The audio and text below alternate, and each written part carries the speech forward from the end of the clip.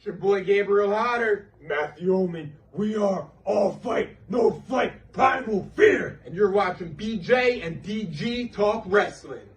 Yeah! Yeah.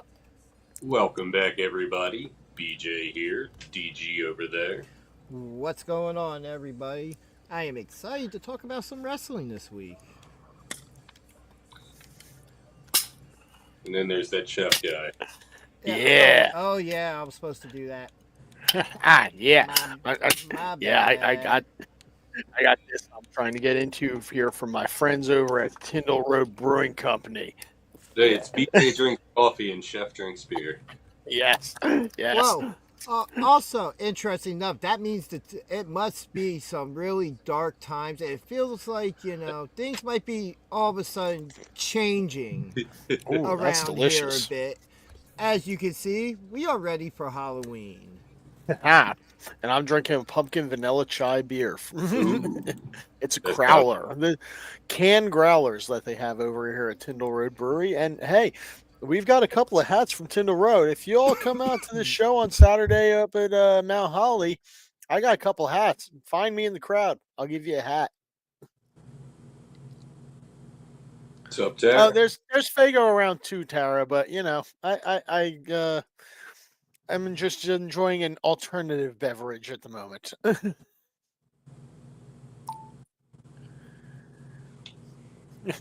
Fanta right there. Not Fago, but also starts with an F.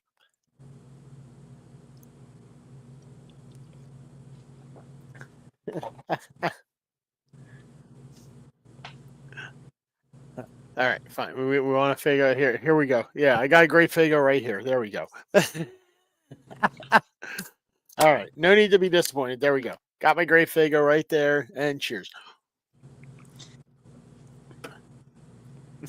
All good?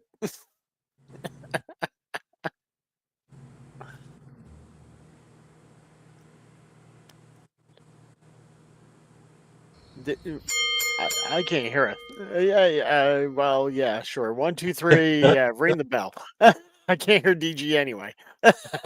Oh, yeah, wow, yeah. There you go. It would have helped saying that when you saw my lips. Yeah, We're off the rails and we're not even 3 minutes in yet. It's going to be a good show, everybody. Stay tuned. Yeah, we derailed before we were even on the rails, so. That is true. Just for everybody watching, we are now also on Twitch and YouTube live at the same time. For anybody who would want to catch any of the show they missed, since the Twitch doesn't necessarily save the streams, all our streams will always be on our YouTube page, and that nice QR code in the corner of the screen there will direct you to that as well. But yes, let's get started. And I guess we'll start off with where we left off last week, because when we signed off, we were going immediately to watch Bound for Glory, and what a show it was. Yeah, that if we had a show of the week, that would be my show of the week. There's going to be, are you bringing it, Tara? Tara has like those inside Fago connections. I'll have to try Canada. I'll have to save me one, Tara, please. Hey, Red Pop we is did good. the bubble. Yeah. I'm about to say we did the bubble gum review from. Yeah. No, that was cotton candy. Cotton candy. Yep. That is correct. Candyland. But yes, let's talk some Bound for Glory. Yeah. Start off with, we had the beautiful people, Angelina Love and Velvet Sky, going into the Hall of Fame, as well as Mickie James going into the TNA Hall of Fame. Excellent to see all of them get their well-deserved recognition. Yeah, absolutely. Yeah, and then for the pre-show match, we had the Inspiration retaining over the Elegance brand, which is just going to continue our conversation of where does the Elegance brand go from here? Yeah. Yeah, where do they go? I mean, without Ash there, they seem to be a rudderless ship at the moment. And can the personal concierge keep Heather and M together as a cohesive unit? What's going to happen here? Well, I guess we'll have to stay tuned and find out once we're back to live episodes of TNA and Impact. Yeah, as there was just a review show this week. Yeah, and then what we had the international title kick off the show, right? Yeah. Yep. Which Steve Macklin defending. No, Kazarian defending. Oh, right, Kazarian defending against Steve Macklin, the challenger. Which, however, Kaz, who just won the title. Yeah. This is one of those old school Attitude Era type of belt swaps back and forth here a little bit. Definitely I'm fine with it. Yeah, especially once we get to talking about later in the show. We kind of understand why now, but it just takes me back to why did we put the title on him? And what would have been more interesting is what if you had kept the title on him with, Steve Chambers, how's it going? So what were your thoughts on this opening match here between these two? Good way to start the show. Not too long. Fast-paced. It's good stuff. Yeah, it was pretty much exactly the match I expected between Macklin and Kazarian. You know who these guys are. We know what these guys have done in the ring. We know their pedigrees. We know what they're bringing to the table here. Kazarian versus Macklin, you don't know who's going to win that matchup, though, because it's a very even match. So this was definitely a good curtain jerker for this event, and having Macklin win it was definitely the right way to go. I was kind of surprised they had Kaz win it to begin with. Not that Kaz isn't deserving to be champion, just that. And then I was like, all right, cool, he won it. So I guess now this is going to be a decent run with him with it. Oh well, I guess not. But yeah, it was a good way to start off the show. They had him win it to lose it at this event, and it worked. They gave us a good opening match for the event with that little bit of thing that they did there. So I'm fine with it. All right, and then next we had Tessa Blanchard versus Gia Miller, which we kind of knew how this would go without knowing how it would go. Yeah. But Gia gave her. Yeah, it was a better match than it had a right to be, honestly. Yeah. I mean, yeah.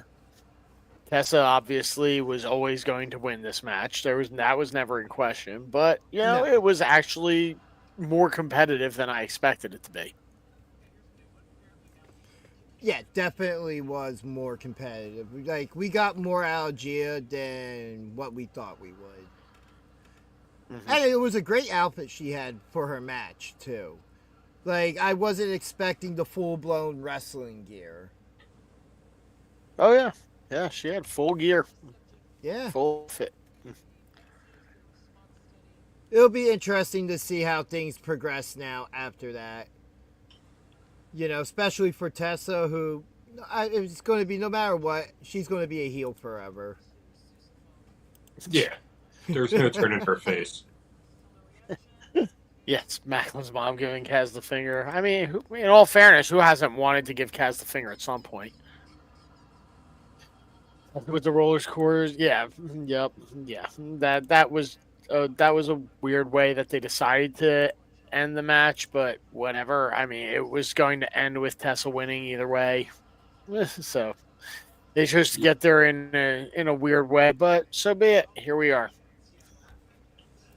All right. So then next we had the Call Your Shot Gauntlet. Yeah, most of the competitors were announced in advance.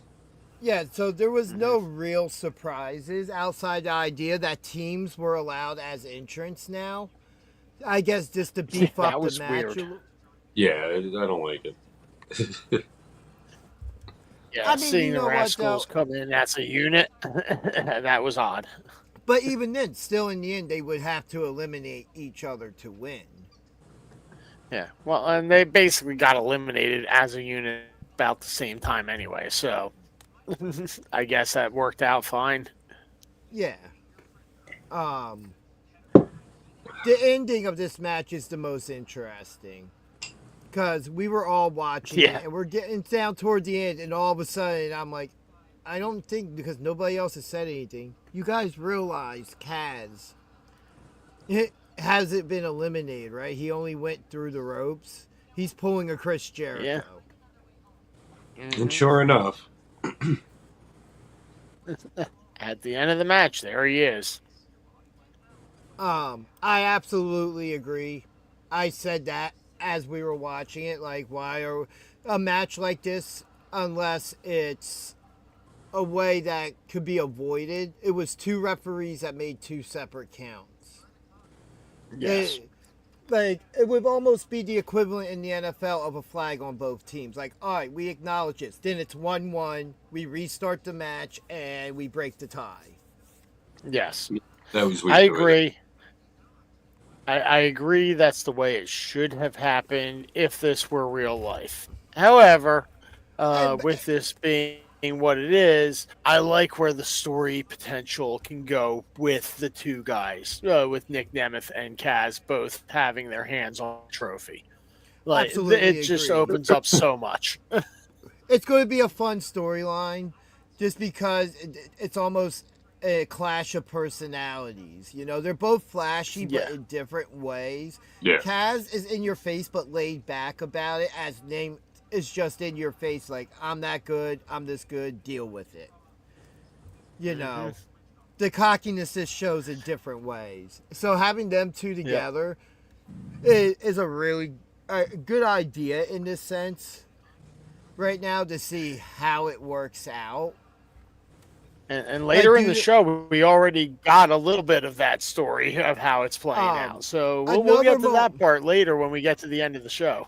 Another moment that was really fun was Santino being in it, and because that's the spot that takes Kaz out of the ring, is taking the Cobra, and he goes Right. through the ropes Yep. instead of over.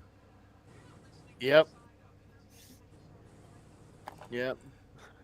Because Kaz wasn't initially even supposed to be in it. He did the old knock someone out to get yourself in move. He pulled an edge on Kofi Kingston. Yes. I think it was Kofi that he attacks before the Elimination Chamber and then goes in the ring and takes his spot. Like, we're talking, I think I want to say it was like early 2010s. Maybe. Yeah, I have no idea. And that was another cool thing. Like, when Santino gets in the ring, Yes. immediately eliminated. Like, he has bad luck with Royal Rumble style matches and should just avoid them at all costs. There's inner elimination chambers. Unlike his sister Santina, who was amazing in Rumble situations. Yes. Yes, she is. Oh, come on. That was legitimate. No disappointed Blade.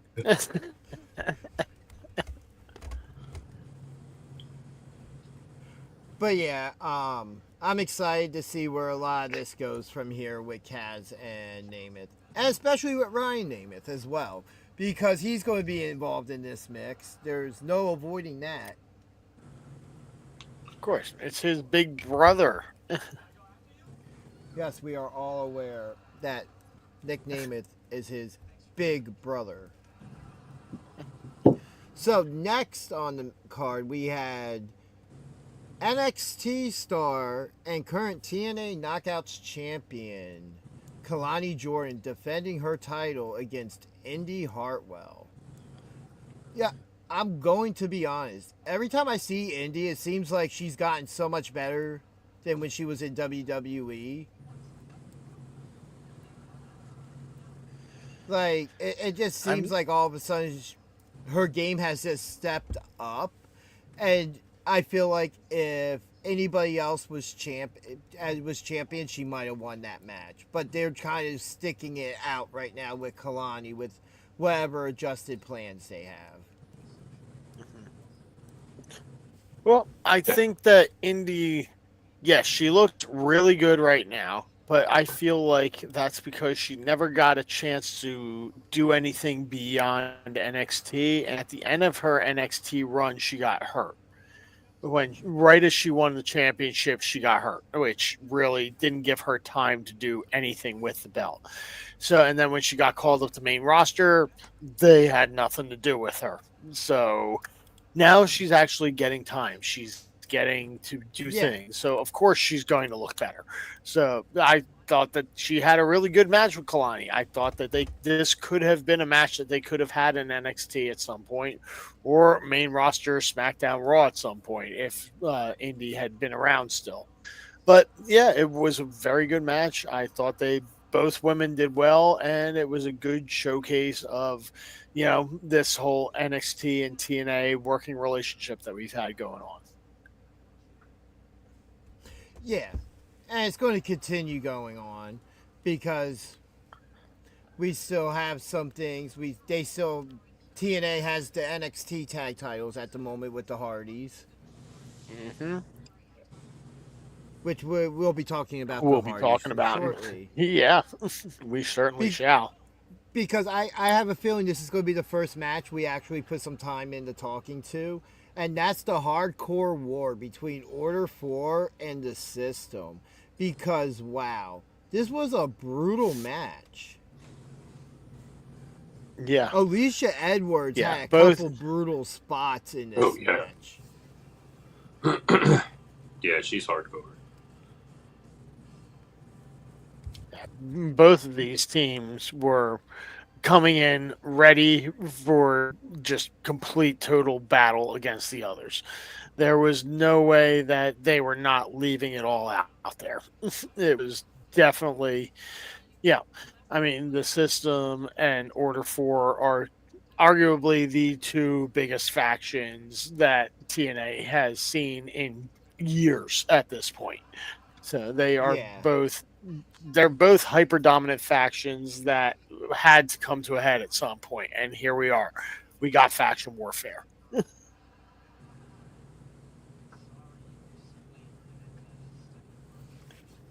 It was like the spot with Agent Zero. I think it was like a choke slam to Alicia Edwards into those thumbtacks.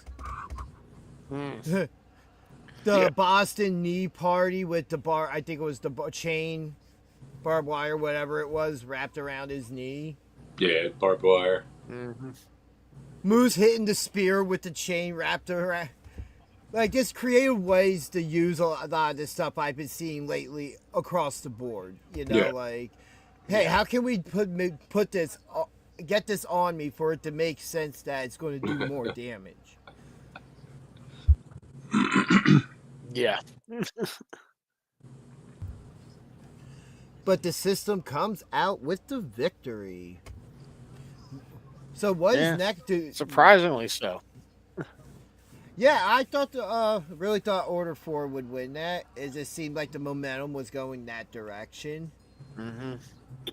So, and we're not just saying that as fans of Tasha Steelz either.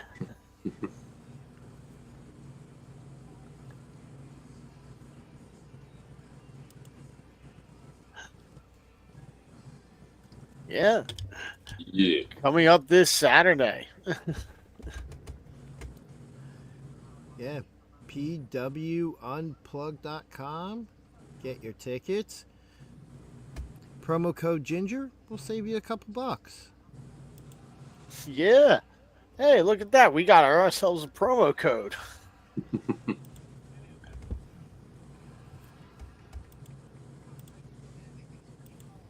Yeah. Right on, Rick.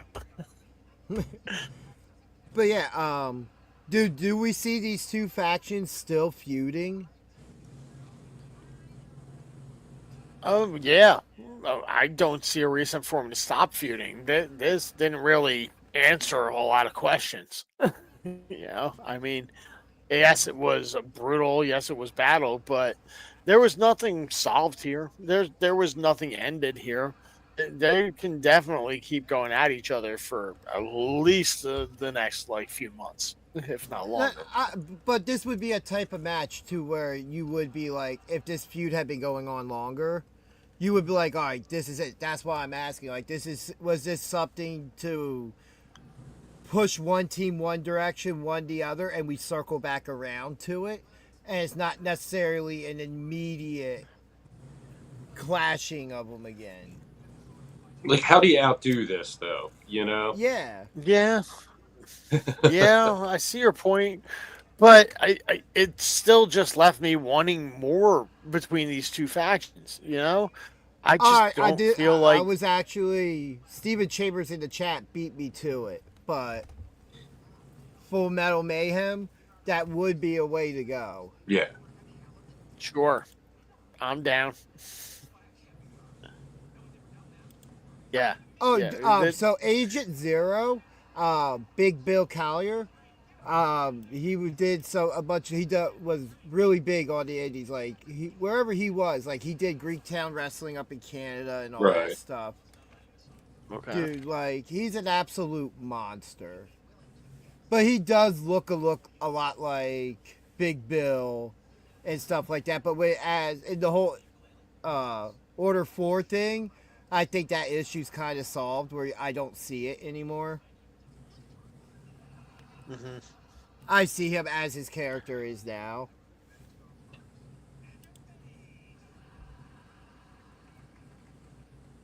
I mean, if you wanted to, this could honestly go either way. Like, if you wanted to have more faction warfare between these two, you could easily go that direction.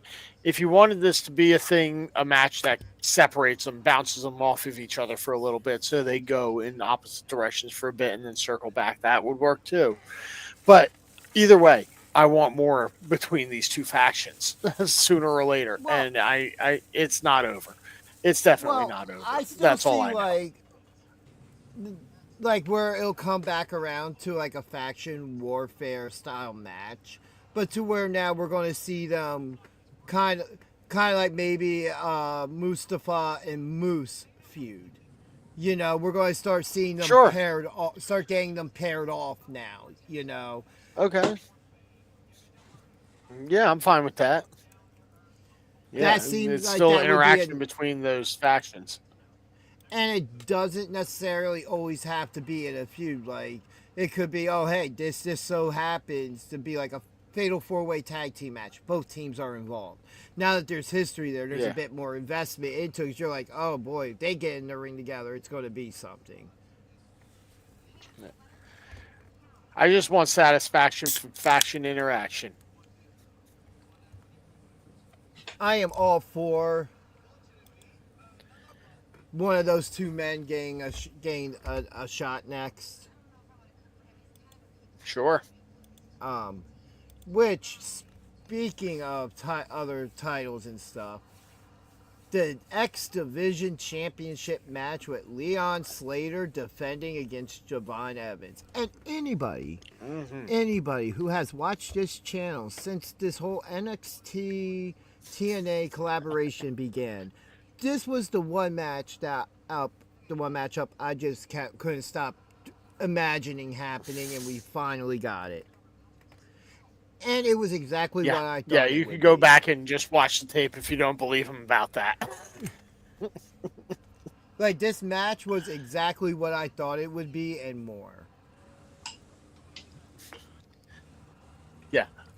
Yeah, this was exactly, you got your bouncy boy from NXT, and then you've got Leon Slater, who is the youngest X Division champion in TNA history.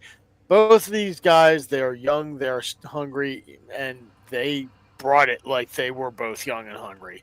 Like, both of them were there to show and prove, and boy, did they ever.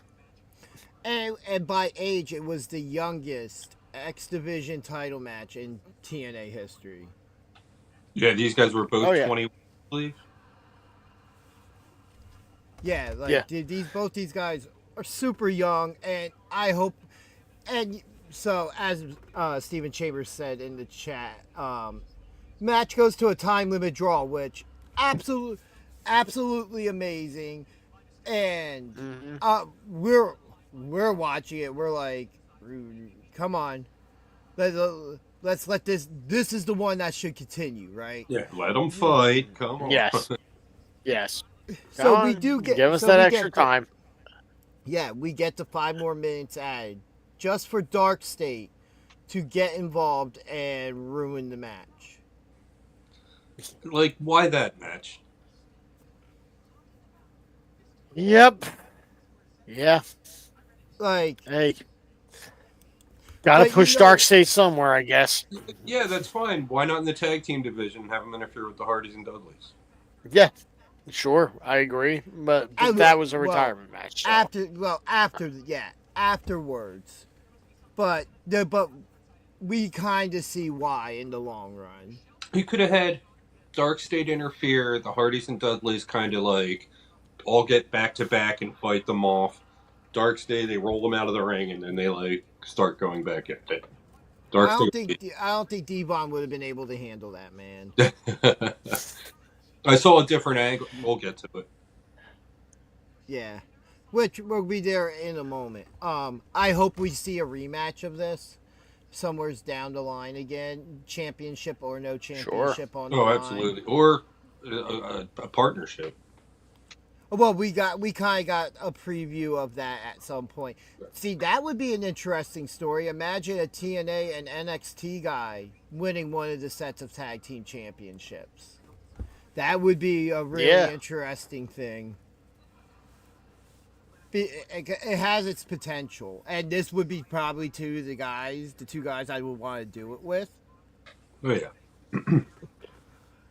But yeah, man, these guys both proved that they had a future, and honestly, in my opinion, if it wasn't for the retirement match, or even maybe with the retirement match for the Dudleys that happened after this match potentially stole the show. Yeah. Yeah. Because they went out there like everything was on the line, and they left it all out there. There's no denying either two of these guys in the future they are going to have in this business. Oh, yeah. Yeah, they've got the skills, they've got the looks. They are definitely on their way up in the right direction.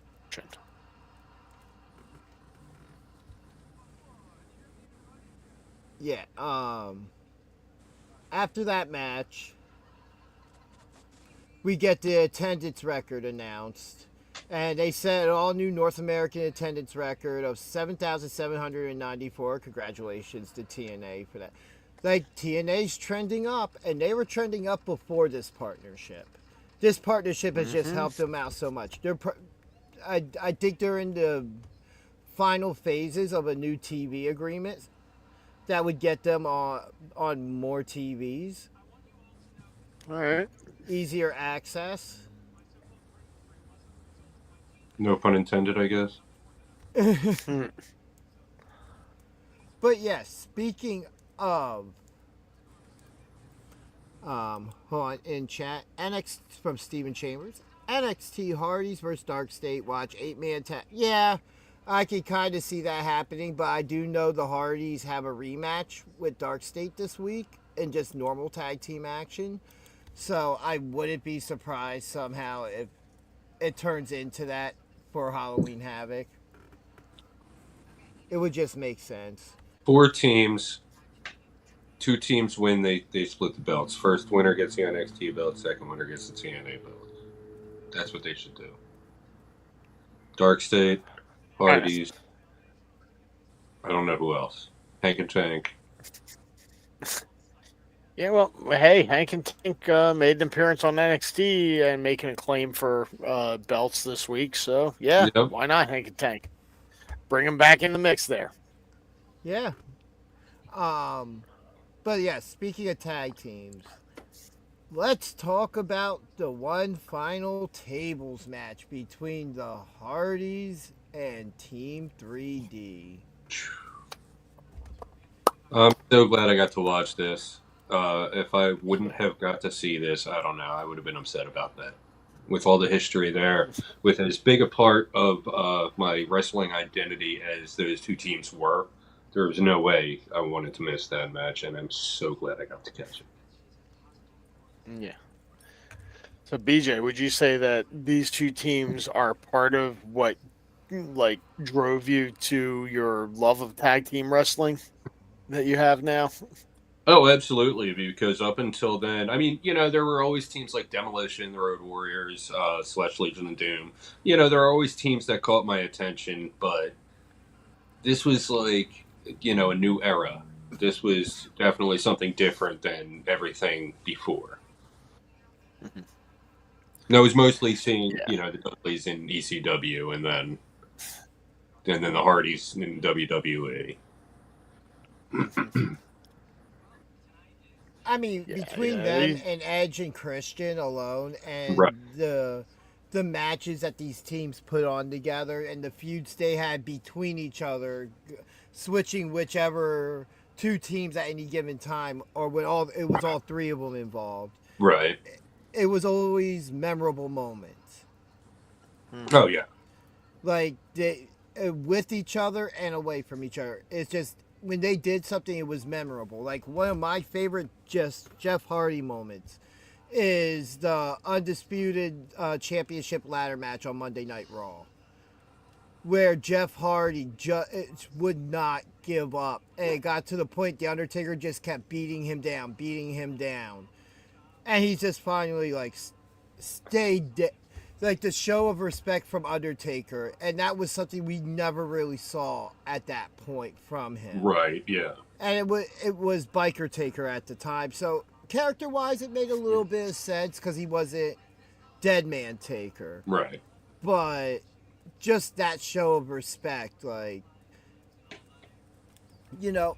always something memorable with them, and this match was no different. Yeah, memorable whether you want to remember it or not, like the whole Randy Orton earhole thing. Yeah, that was ow. And Jeff said that no more earhole stuff. No. But yeah, so this match starts off just with a 3D to Matt Hardy just to start off the match.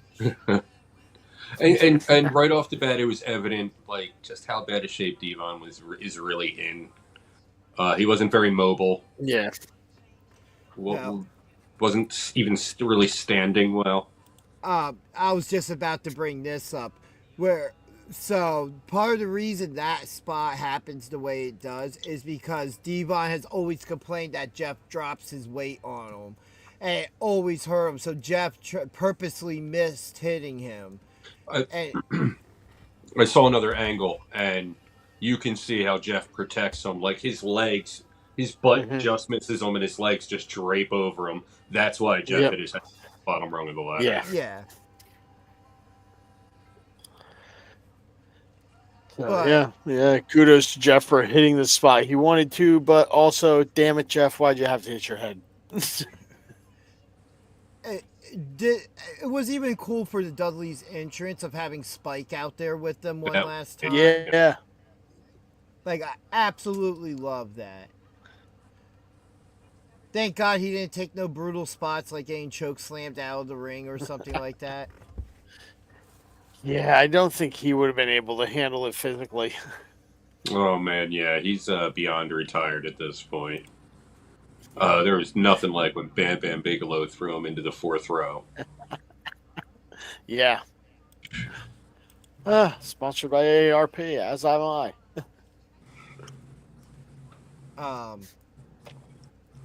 But I know there's one thing of this whole night that stuck out, and that was specifically kind of to all of us, was after the match.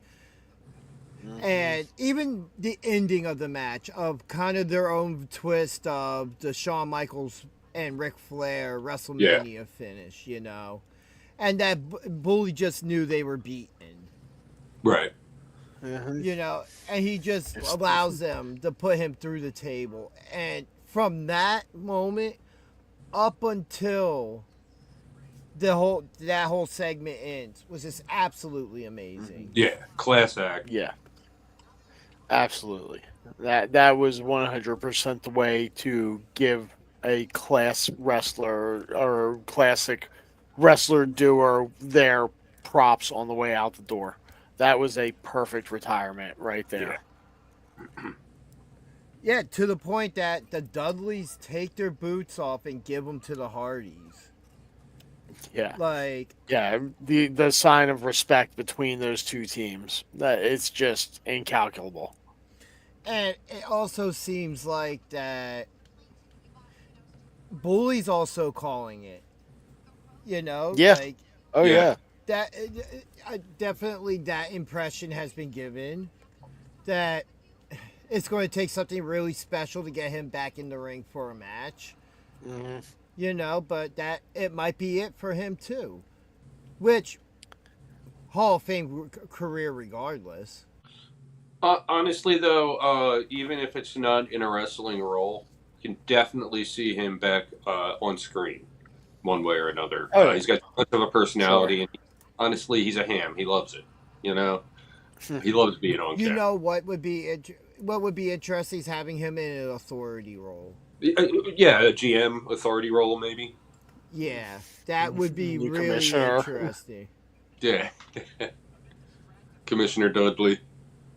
Yeah, and then just seeing all these guys hug in the ring at the end, Yeah. it's almost like that inner child or teenager, however old you were, when you got to see those moments of them happening in real time, and just being like, one, damn, I'm old, but two, like I got to watch these guys practical full career in the spotlight.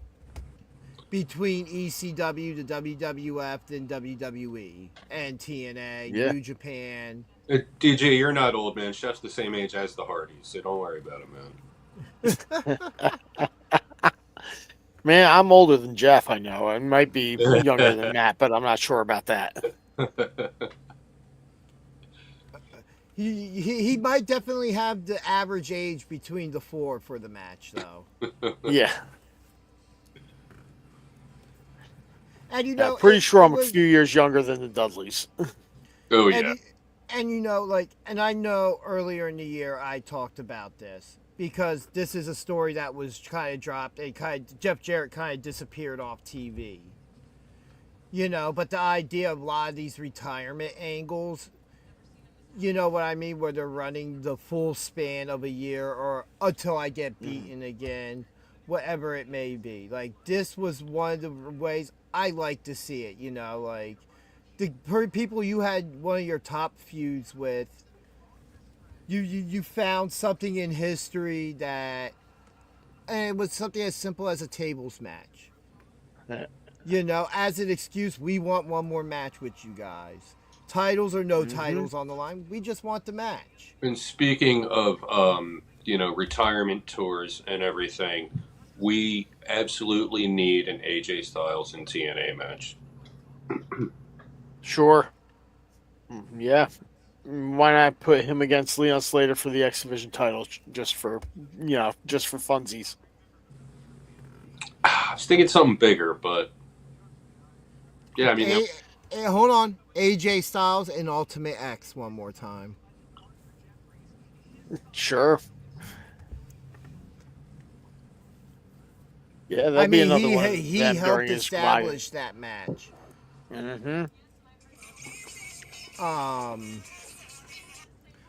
But yeah, it was an incredible moment that, you know, has made us start talking about adding a new segment to this show, to our show, yes, being it has. a moment of the week.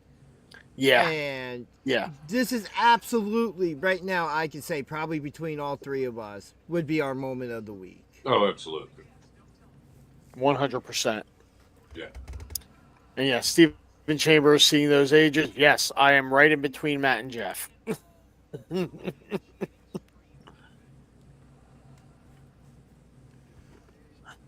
So, you That's know, pretty much right exactly where I thought I fell into those age ranges there. thank you, Stephen Chambers, for doing the research for us. I actually saw a meme with that information this week. He was pictures Okay. of all them together, like back in the day and then now. Yeah. You Jeff's will be the only one sent- can't join AARP yet. For doing that research, your Mark Bucks will be in the mail on the way to you. Mark Bucks. And I just came up with that on the fly. You're welcome. I like it. I like Mark Bucks. That's our new official currency. Oh, God, I just gave myself a job to do. Copyright that know what crypto it name.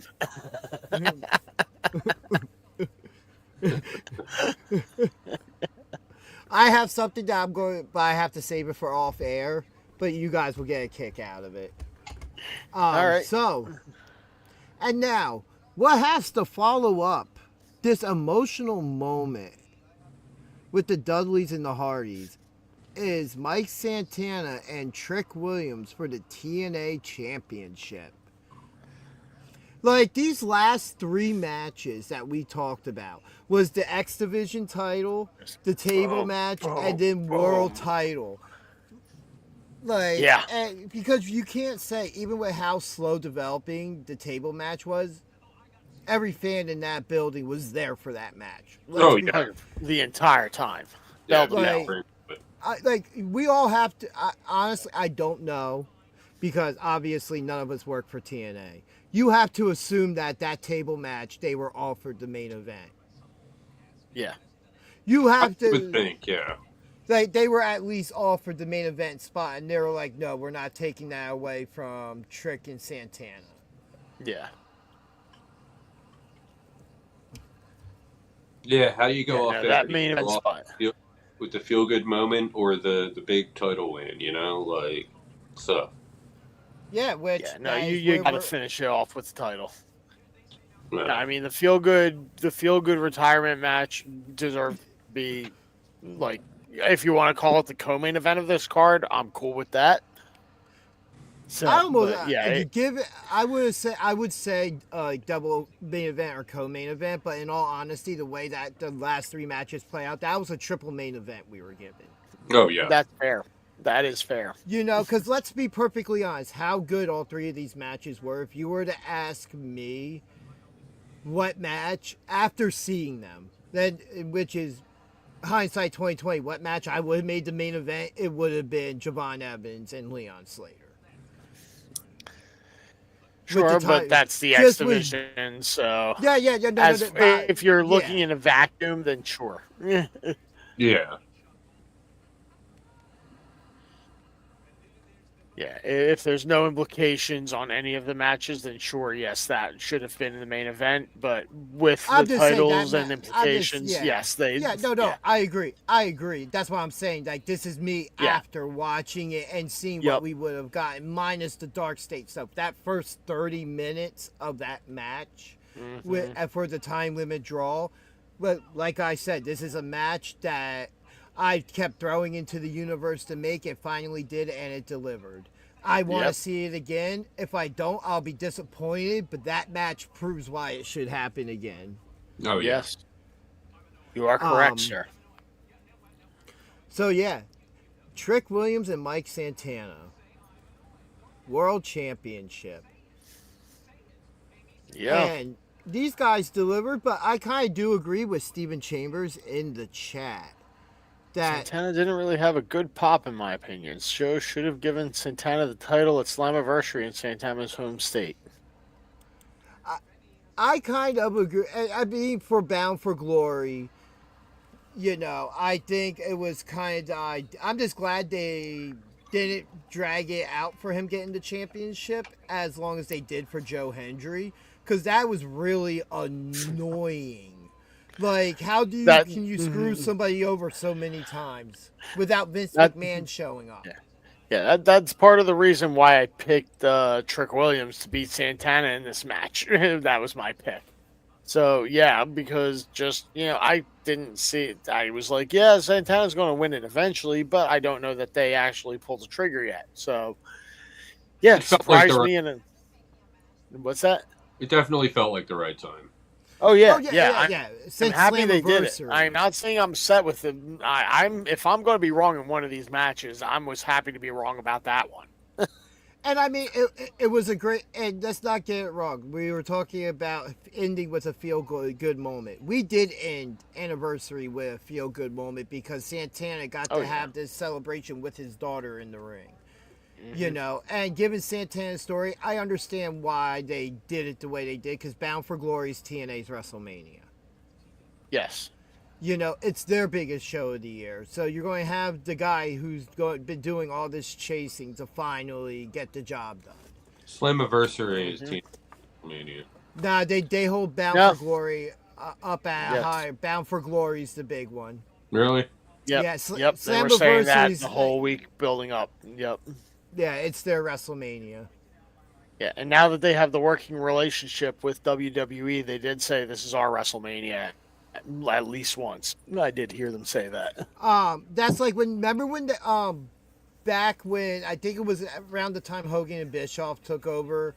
One of the things I did like that they added to was the Bound for Glory series, and I really missed that because it was a really cool like point system style that got guys that increased like the competitive of the matches and gave you something to invest in, which is something just like I say about AEW and their tournaments. Like how their tournaments mean something. They're not just pointless tournaments held throughout the year. You know, the Bound for Glory series was something cool, and I hope they bring it back at some point. Like, I think it's a cool way to get to how WWE has the Royal Rumble to determine your WrestleMania #1 contender for either title. It was their way of doing that. Yep. So something interesting in the chat. Yeah. Bound for Glory is TNA's Mania, but I really believe WWE controlled a good chunk of the booking on this card. I do know WWE. It was an agreement to have the Leon Slater Javon Evans match go to a time limit draw, so that neither guy necessarily took the loss because of where they're both positioned, which was the perfect decision anyway. How much I would have loved to see an outright winner. You left me wanting more, and that's exactly what you want to do. And the idea that they can agree in having these bookings and that on TV it is coming across as it's happening smooth and it's not chaotic of titles just constantly jumping from show to show. Yep. Yeah. It doesn't feel like the hardcore title or anything. No. It feels like these are thought out moves. Even with having to put the belt on Kalani Jordan after Ash by Elegance, you know, that this seems thought out. Because like I said, you would figure even with Ash just winning it, a short reign for Indy to get that title and that vindication, just like Ash did, and then you have a feud between them, that would have worked out great. But this is where we're at now. Yep. And, yeah. But overall, the TNA main event was the match I thought it would be. Like, and the idea was Slammiversary wasn't a one-on-one match. They wanted to get it down to where it was Santana Trick one-on-one, nothing else to interfere or anything. And I think that crowd, even with their reaction, they were expecting Trick to retain. Oh, yeah. Yeah, I think a lot of us were expecting Trick to retain. But we see where things are going with Trick now in NXT. He's going to be, at least for now, chasing back for the NXT title, which we were getting hints of over the last couple weeks anyway. So it seemed like there was going to be a natural progression. TNA got their world title back. Now it's to get everything else back, and maybe a lot of this dies down again for a bit. with some crossover, but I feel like this whole relationship's worked good for both sides so far. TNA has benefited exactly like they should from it. It's been the best wrestling on TV. Mm-hmm. Oh yeah. I agree with that. I'm hoping Hasn't that been written by AI yet, so that's good.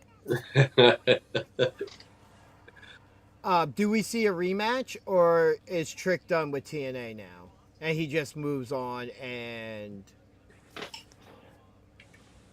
Personally, I especially think it's time for considering- Trick to move on.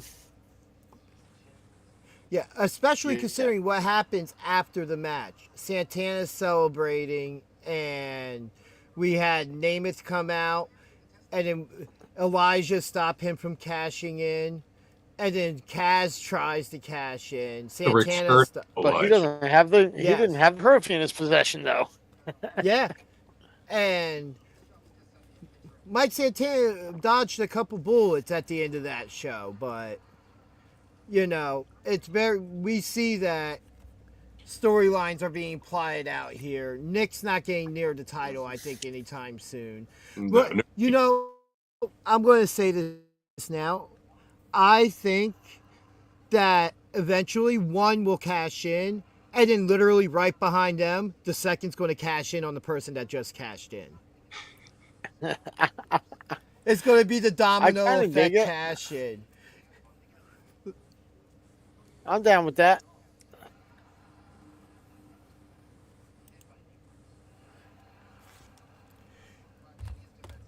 You know, I think it was just that ending because they want I don't know. A fatal four-way for Santana's first defense. I mean, I could see it. But Kaz and Namath both have the trophy. They, you know, so... Which just really works. TNA still gives people the title shots, even when they have that. So, you know, it is what it is. But overall, what was your overall thoughts of Bound for Glory altogether? Yeah, overall, I thought it was a good, solid show, top to bottom. I enjoyed it. If I'm assigning a letter grade to it, I'll go B+.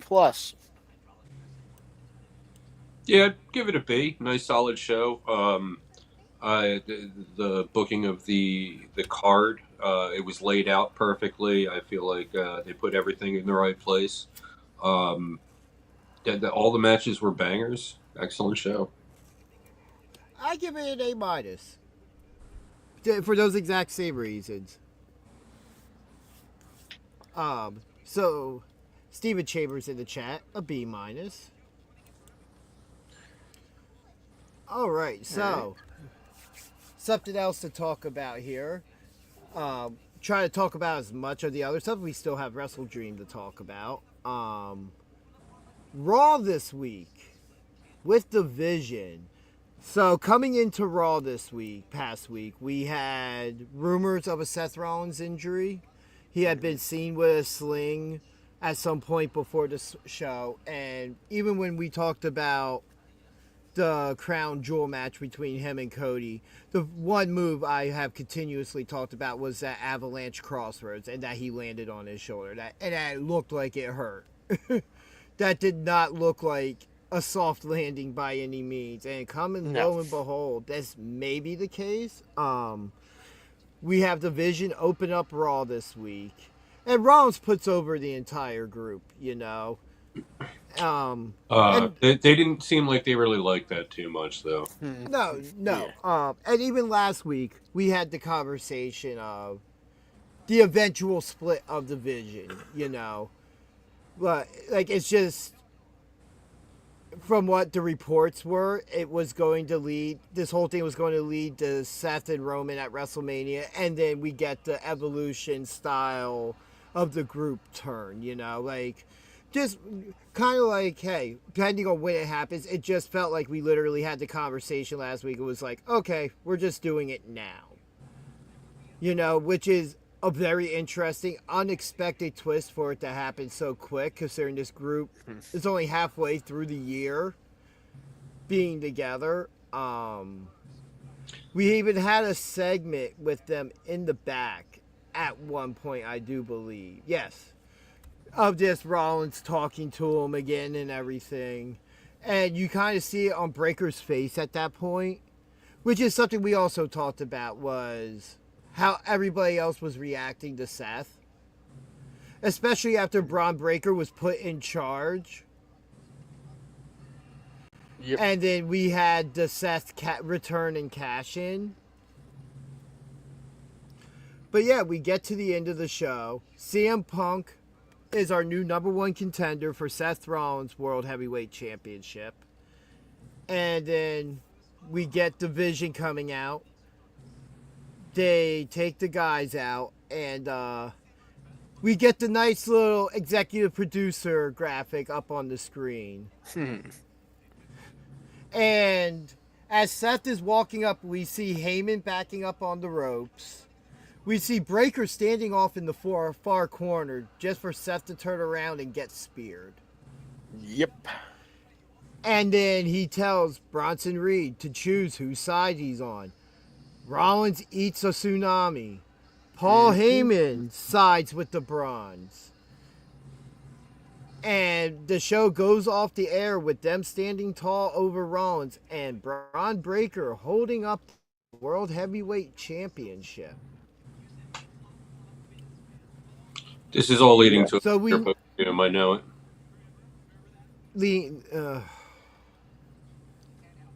I will quit this show if there's another finger poke of doom. Seth is obviously manipulating you. He is going to be gone for a while, so he wants to keep the belt close. He doesn't want, anyone else to have it. He would rather have someone, who he has ties to. So he staged the whole thing with him getting attacked because he knew he was going to be gone for a while. He comes back, finger poke at doom. Just to respond to the chat, Stephen Chambers, the last time Heyman refused to do something, he got put through the announce table at Madison Square Garden. So that moment probably played in his head, and he made the right call this time.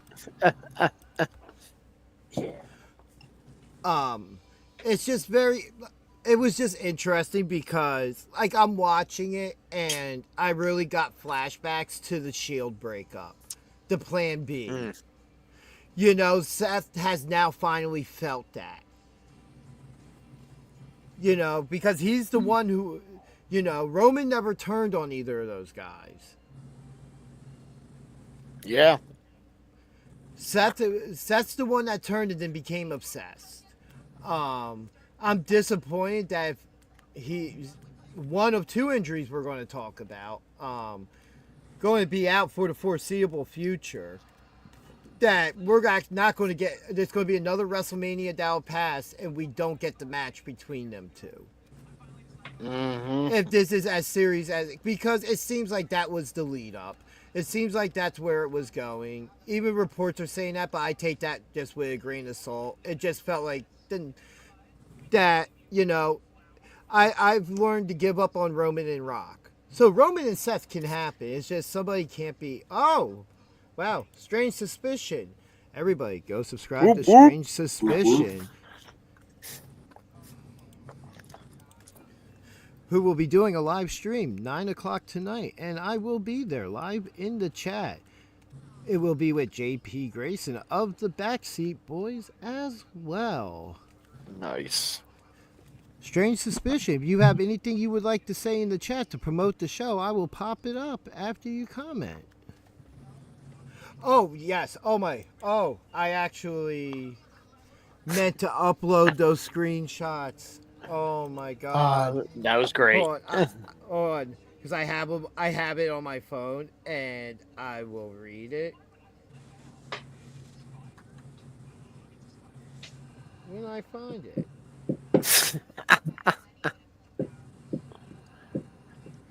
But yeah, the Scott Steiner's Twitter Steiner math on the Braun Breaker turn, absolutely amazing. Aha. So here we go. Oh, okay. Here we go. Strange Suspicion. Video premiere. Nice. Yes, from The Gathering. Oh, cool. Nice. I actually missed that when it was happening at the gathering. I wasn't able to get over there. I was doing other stuff. So here we go. This is Scott Steiner's tweet. So let me break it down for all you dummies that don't understand what just happened. You take Seth Rollins, the so-called visionary, and you put him in a ring with Braun Breaker, a genetic freak. But what Seth didn't calculate was the betrayal quotient. I believe I'm saying that correctly. Quotient. Well, it's Quotient. Yeah, quotient. Okay. So now let's do the math. Seth thought he had a 100% chance of survival with Braun at his side. But what he didn't know is that Braun got 66 and 2/3% loyalty when you factor in family bloodlines, and the other 33 and 1/3% is pure rage. So now Seth's sitting there asking, why? I'll tell you why. Because Braun Breaker's not here to play backup. He's here to take over. He's the dog-faced destroyer, and now the leash is off. So Seth, you took your eye off the math. You had a 141 and 2/3% chance of getting betrayed, and now you're just another statistic in the Steiner equation of pain. Oh my god. He's unhinged. He's You gotta love that Steiner math. Absolutely. Just real quick, while we're doing all this, I'm going to post a link to the Strange Suspicion YouTube channel for people to go subscribe to. Do it. So given this of everything that's happened, we now know there's a Seth Rollins injury. Where are we going from here? finger poke.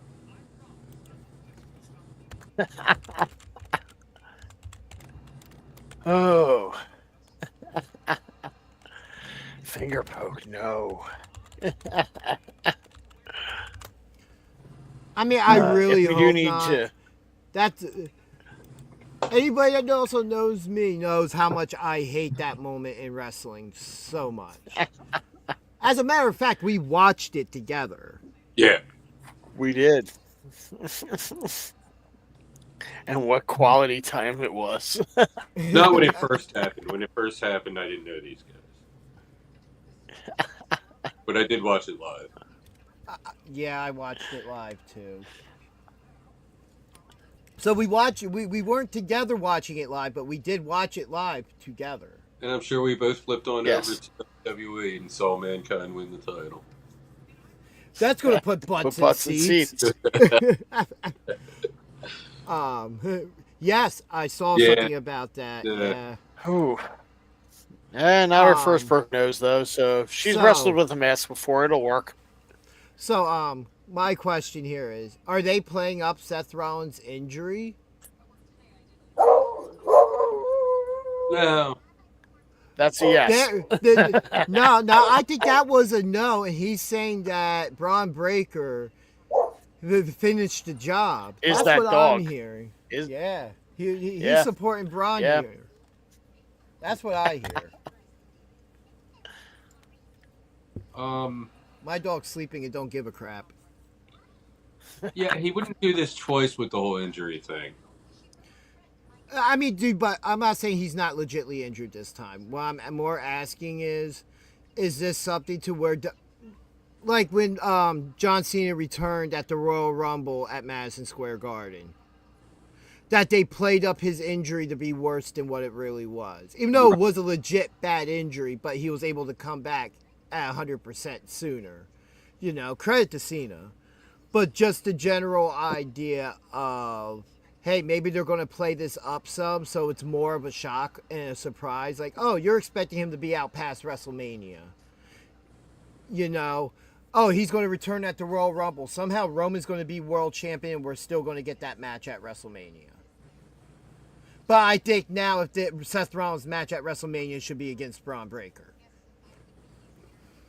If you ask me now, if that would be the case. Because now you have story there that is a bit newer to where you can swing back around probably for next year in Saudi for Seth and Roman for the following year. That I still say anybody who works for AEW is listening to me. 2027, the weekend of WrestleMania, you counter program and run a huge show here in the United States for all the cons and all the indie companies to come around. And so we can show that we are not traveling to Saudi with our families, wives, daughters, and whatever else for WrestleMania. Yeah. Thank you very much. This was my ginger talk.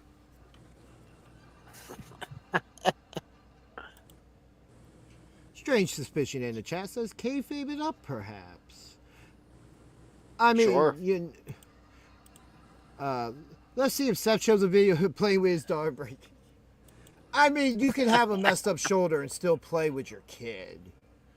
You know, I mean, It depends on how you're playing with him. I mean, when he did it you can't be before, lifting him up over his head.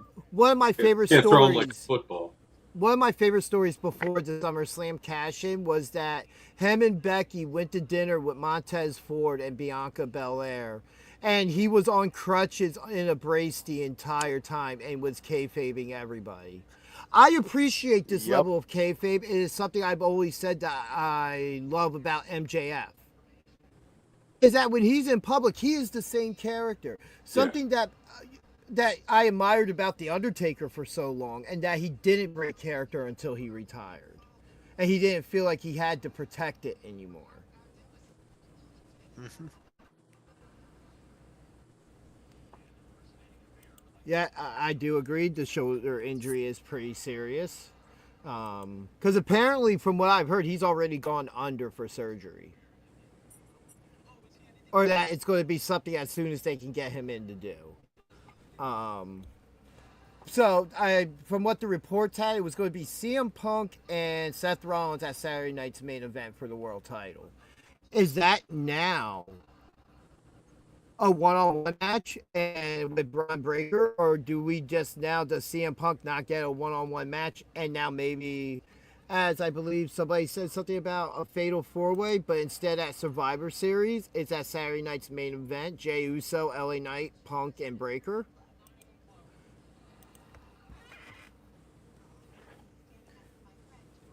You know, I wouldn't mind seeing a tournament, but If then the that's title- just me. I love tournaments. That's if the championship is vacated. Watch, they'll make Cena's last if match it's vegan. that. Oh, there's another thing. Could be with the rumor that Gunther is Cena's final opponent in December. Do you put the title on Cena and have Gunther just end John Cena's career the same year he ended Goldberg's career? Or you have them just meet at the end of a tournament. Well, no, you put the belt on Cena, make him 18, you know, whatever. You just have to remake all the merchandise. You'll be all right. You'll be all right. WWE can handle that. And speaking of injuries, I don't know. Isn't that going to cost them money?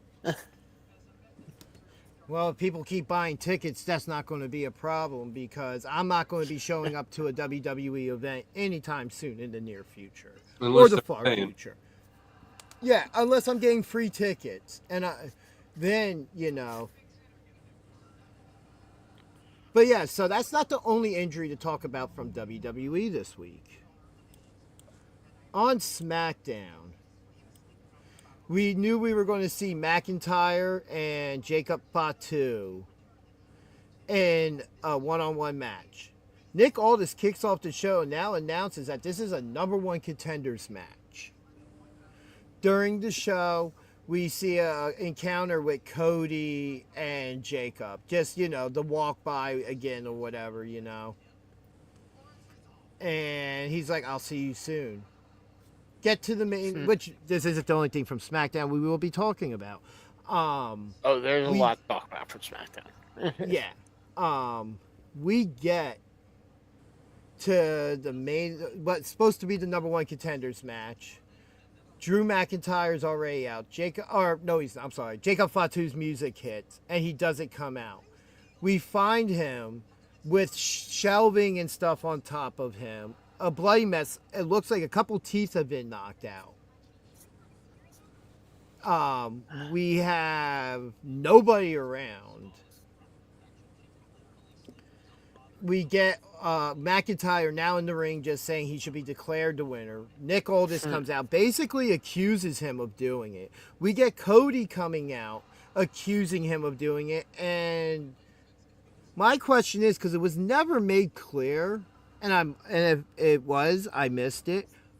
Was this a number one contenders eliminator style match, or was this a match for the WWE Championship? Because Cody did say, oh, you want your title match, I'll give it to you right now. And we get a bell rung. Can anybody help me figure out which one it was? Sorry, I can't.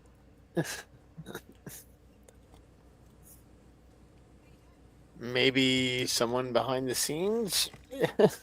But yeah, these two end up, Cody and Drew, having a match. And the way Cody came out, the way he acted the entire time, was a borderline heel Cody. Well, that's just because he just pummeled Jacob Fatu, so But they'll feel like. But even when Cody's been angry, we've seen him have composure. We've seen him have restraint. He did not have any restraint, to the point that this whole thing with them fighting all over the place ends in disqualification with him hitting Drew with the title belt. Yeah, he's butthurt that he lost to Seth. Yeah. Yeah, needed to re-up on them wins. I mean, it definitely looks like we're circling back around to Drew and Cody. I'm just not sure I want to see it again, because Drew lost cleanly to Cody. If it's a heel Drew, I'm all in. I mean, heel Cody, rather. Not even, I mean, yes. Because that does change the dynamics for Cody to be a bit more violent in the match, a bit more aggressive. But yeah, so something that we have enjoyed talking about over the past year on the show has been Jacob Fatu. And with his injury, as there is a video here of my prediction that he was going to win the Royal Rumble. And it really seems like they were gearing him up for something, to start getting him in those main events. Start really building that momentum with him. Do you think at this current point he may have been penciled in to be a Royal Rumble winner?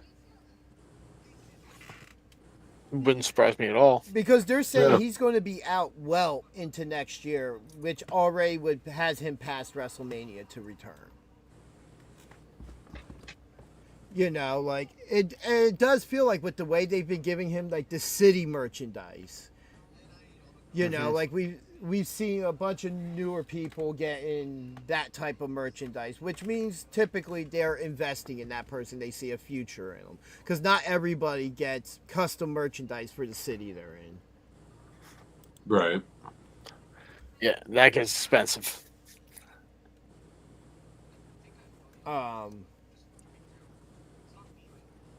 Do you think this, because this is a health issue, it wasn't a necessary injury or anything like that, so hopefully him missing this time doesn't hurt anything and maybe he can get back sooner, but it looks like minimum sometime after WrestleMania. And it's a real shame, because it really did seem like he was being, it seemed like a lot of this younger talent now was being primed to be in big spots by the time we got to WrestleMania. All the reports I heard that he would be out definitely through the rest of 25, and he'd come back in early 26. I don't know. They made it sound like it's a lot shorter of a time than you're. I mean, maybe this is a case of what I was talking about earlier. Them playing up the injury some, on TV, so that. Imagine a surprise return in the Royal Rumble for Jacob Fatu. That's what I'm calling. Yeah, right. I mean, I can't bail on my prediction now, right? Yep. Let's see here in the chat. Steven believes Sammy will be winning the Rumble in Saudi. Well, speaking of Sami Zayn I mean, now, I don't hate it. I don't hate that. I will be right back. Why don't you guys talk about the Sami Zayn United States Open Challenge? And when I get back, I will reiterate why open challenges are a bad idea. Fortunately, we just watched that right before we went live, so I have it fresh in mind. What an amazing! Well, actually, no, we didn't even watch the whole thing. We only watched the last 5 minutes. But what an absolute Yeah, slugfest! you didn't even get here. Let me set the stage for you for how this open challenge began here, BJ. Sammy gets in the ring, you know how open challenge usually starts out. And then we get the Miz come out. He starts getting on the mic. He's working his way down. Looks like he's going to be answering this open challenge. All of a sudden, nope. Mello comes out, attacks the Miz, beats him up, prevents him from going down and getting in the ring there to answer the open challenge. So Sammy's still in the ring there. Who's he going to challenge? Who's going to challenge him? Nobody knows. And then all of a sudden, we've got some nice classical Russian sounding music that hits, and Ilya Dragon turns. The Mad Dragon is back. He enters the ring, and you know that we are in for one hell of a match here. Yeah, he was That's like exactly a what ball we of got. fire. Yeah. He was coming in probably about 20 to 30 pounds heavier in muscle, with a sick neck tat or sternum tat, I guess you would call it. And yeah, he was just more a accurately. ball of energy. This guy was on Yeah. fire. Absolute slugfest. It was fantastic. Just seeing him back was enough, Yeah. but seeing how good he looked in his return just made it that much better. Yeah. So many near threes, last minute kickouts. He kicked out of the Blue Thunder Bomb, which, you know, Yeah, which that's been a finisher the past couple of weeks. for the past couple of weeks. Yeah, now back to the bin for you, Blue Thunder Bomb. Yes. Yeah, and the only disappointing part about this match is that there had to be a distraction involved. Yeah. Although hey. The person who won the match did not get the advantage off of the distraction. No, he did not. Back. Yes. So the thing with the distraction that what we watched you didn't see was that there was a segment backstage that the open challenge wasn't scheduled on the show originally. Sammy demanded it. Right. Miz was in the office. It was like, haha, I know what I'm going to go do. Because Miz came out first to answer it. Carmelo Hayes attacked him and stopped him like the week before that Miz did to him. Right. And all this said that Nakamura deserved a rematch because of what happened last week. And that he warned them. He warned Sammy about MFT. So Sammy was forewarned that this was going to happen. I absolutely loved the match. A huge spot. The reports that it was Sammy's idea to drop the title to him in his return. And I'm not disappointed. It's something exciting. And also, why? Open challenges are a bad idea because that's how things like this happen and you get beaten for your championship. Yeah, well, I mean, still, you're a fighting champion. You defended it every chance you got. That's, there's something to say about that. I do not take anything away from that. However, I absolutely love the title change. Absolutely love it. Yeah. I like the fact that if they're going to do a short reign, that they do a couple quick, Yeah, it was his 7th or 8th title defense since he won it? Right. 2 months. Something like that. Yeah, and he's been defending it every week in the open challenges, so yeah. Right. So if they're going to do a short reign like that, I don't mind that they're using this opportunity to return people and Mm-hmm. Yeah, it was short, but a lot of title defenses. Yeah, Cena. That was the start Yeah. of it. Yeah. Even though that's not how open challenges work. I open So now, challenge. do we think that? Do we think Dragunov is going to continue the open challenges now that he's the U.S. champion, or I nah? think he'll try. It's No, going to be back to. I think he'll try to, but the whole because he's somebody else who I can see as a fighting champion and doing the exact same thing still. I think there's going Sure. to be a huge feud with Nakamura and Dragunov. Ooh. Okay, I could see He that. might try to do I'm the fine open with challenge, that. and Nakamura interferes a few times. You know what's a Okay. bloody shame? We can't get Dragunov and Karrion Kross. Man, why'd you have to even put that in my head now that I'm sad that we Well- probably can't get it? Has that happened in NXT? I can give you the match on WWE 2K25. Not the same, but thanks. Yeah, So Kross is just real quick, because of everybody being busy doing their own things, I was the only one who watched Wrestledream last night. Couple things I do want to talk about from the show. I think that'll play somewhat a part into it because it looks like Solo's going after that U.S. title right now.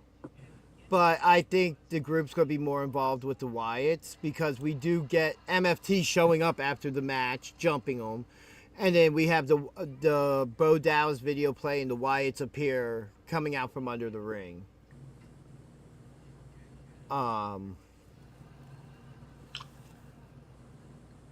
Let's see. Run down. So we had the Death Riders beat the conglomeration during the pre-show. The tailgate now, I Okay. guess it's called. That they do it on TNT now and stuff. Hook and Eddie Sure. Kingston beat the Frat. The Don Callis family members, what's his name with the eye patch? Rocky Romero. And Trent Rocky. Beretta. Bazooka. Jumped Big AJ, the Costco guy. Oh, boom. Yeah. Willow Nightingale and Harley Cameron beat Penelope Ford and Megan Bain. Nice. Something I thought was weird and interesting was FTR and Jet Speed, how they started with like 5 minutes ago in the pre-show, and literally the rest of their match started as the opening match of That's the weird. pay-per-view. I just That's looked it up. weird. Karrion Kross has never faced Dragunov. All right. Well, there's a missed opportunity. Absolutely. Jet Speed and FTR was a good match. I enjoyed it. A little help from Stokely helped them pick up the win. Of course. After that, interesting enough, somebody in attendance that was invited by AEW we have Tony Schiavone doing a short interview with the wife of Lou Thez Oh, while knew they she were in was still St. alive. Louis. Yes.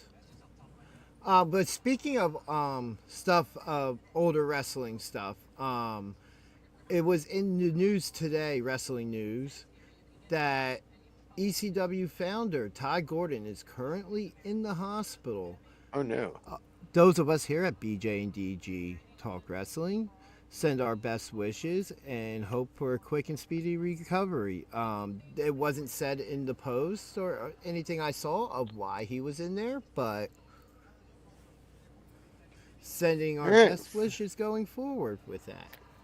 God is God. Yeah, Steven Chambers in the chat. Good match. FTR's, yes, it was a good match. I just thought it was I thought it was weird from the beginning they had them on the pre-show and not on the main show to begin with. Yeah, the crossing over the hour, that's weird. And in Yeah, between the pre-show and main, that's just an odd choice. Like, I feel like it would have just been better to have them come out and challenge and you have like say FTR accepting or Jet Speed accepting the challenge as we're going into the pay-per-view. So now you're starting with them going down to the ring to start Right. the match. Yeah, that would have made sense.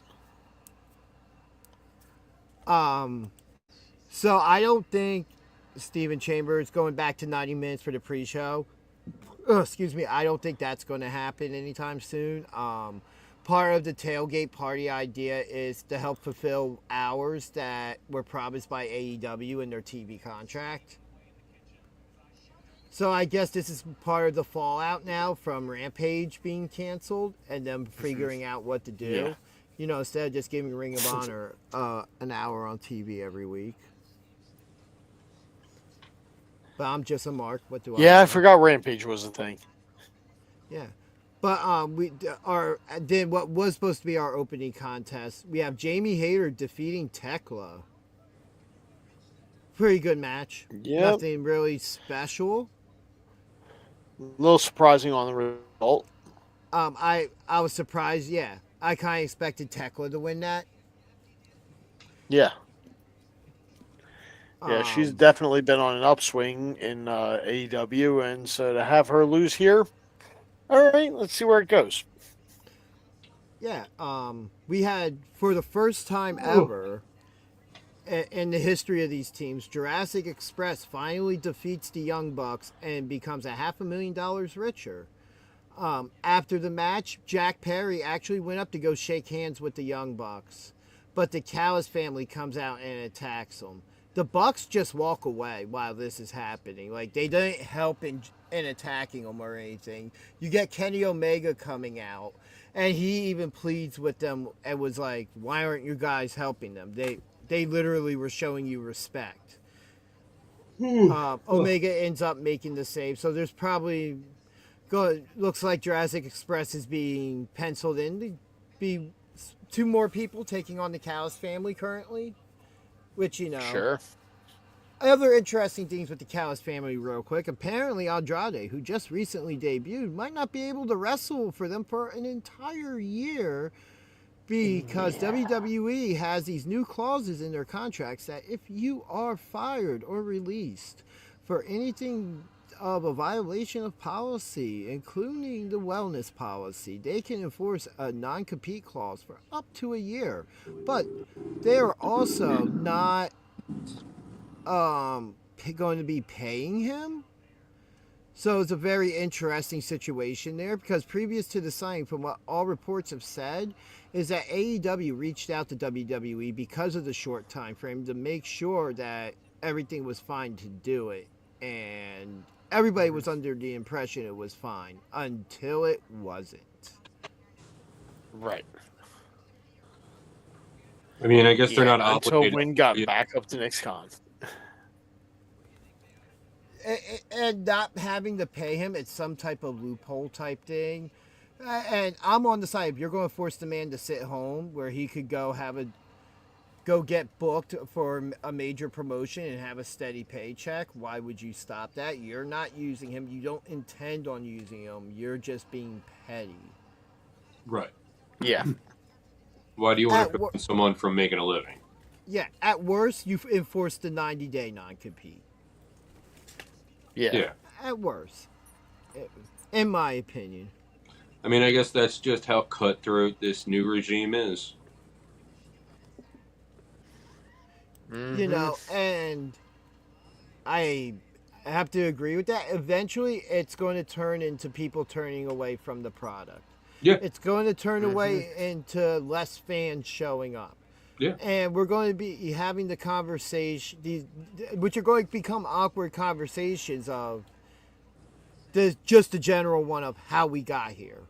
How did they get to, and we're going to go back and talk about the last however many years of, hey, you guys keep trying to compare this product to a UFC product where you do a major show once a month, maybe twice a month, where WWE does multiple shows in a week and multiple shows in a month, including usually a PLE or some type of big show. So you're going to make the money. You trying to do prices for something that is an attraction event. Which I'm not saying wrestling's not an attraction. I'm just saying it's a weekly thing. Like during football season, you could go to Monday Night Football. You know, at any time of the year on a Monday night, if I wanted to travel to wherever it was, you know, I could go to Monday Night Raw. We just know it happens every week. Yeah. And eventually, like, they're going to price out the common fan. And all these rich fans are going to be fans as kids, and they're not going to transition to bringing their kids because they're going to remember how expensive it was. Yeah. But anyway, back to the AEW talk here. We had the Hurt Syndicate defeat Ricochet and the Gates of Agony, the Demand. Pretty good match. I'm just going to say, anybody that says Shelton Benjamin is washed up is out of their mind. Oh no, he's in amazing shape. Looks better than he ever, and he's still got it. 100%. Yeah, Kyle Fletcher retained against Mark Briscoe. Amazing match. I mean, I wish Briscoe would have won it, but that's just to see him have it. Chris Statlander retained over Tony Storm. After the match, they hug, and then Mercedes Moné comes out while Statlander's celebrating in the ring. She tells her to leave, and now she issues the open challenge. Now, interesting enough, it was announced earlier in the day that now the person who answers the open challenge for the TBS title must also be a champion willing to put their title on the line. Ooh. And All right. the answer of the open challenge was current interim Ring of Honor television champion Mina Shirakawa. Now, Mercedes is now the longest reigning TBS champion, beating Jade's record. She wins this match, she breaks the Ultimo Dragons record and holds a record 11 championships, which she does successfully win in a cheating manner, feet on the ropes.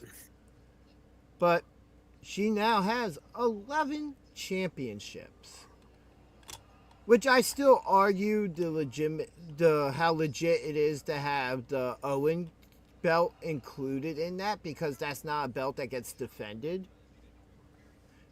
That would be like saying Cody Rhodes is a 3-time world champion because he won the Crown Jewel title.